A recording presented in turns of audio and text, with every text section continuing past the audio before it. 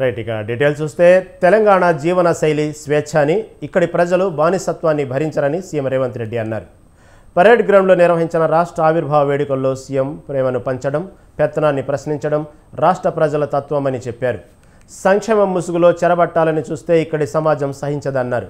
కాంగ్రెస్ పాలనలో పాలకులు పాలితుల మధ్య గోడలు బద్దలు కొట్టామని చెప్పారు. ఇందిరా పార్కులో ధర్నాలకు అనుమతించినట్లు సీఎం రేవంత్ చెప్పారు.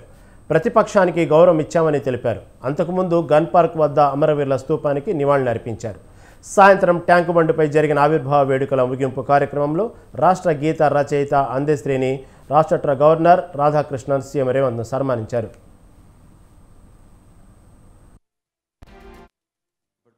పదేళ్ల పాలన తెలంగాణ 100 ఏళ్ల విధ్వంసానికి గురి అయింది.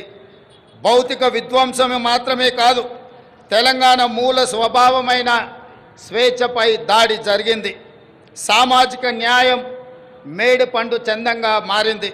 ప్రజలందరికీ చెందాల్సిన రాష్ట్ర సంపద గుప్పెడు మంది చేతుల్లోకి చేరింది.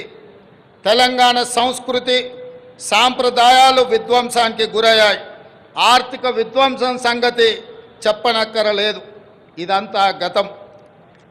ప్రజలే, ప్రజల కోసం, ప్రజల చేత ఎన్నుకోబడిన ప్రభుత్వం ఇప్పుడు తెలంగాణలో ఉంది. ప్రజాప్రభుత్వంలో జరుపుకుంటున్న మొదటి ఆవిర్భావ దినోత్సవం ఇది. అందుకే ఈ ఆవిర్భావ దినోత్సవానికి చరిత్రలో ప్రత్యేక స్థానం ఎప్పటికీ ఉంటుంది.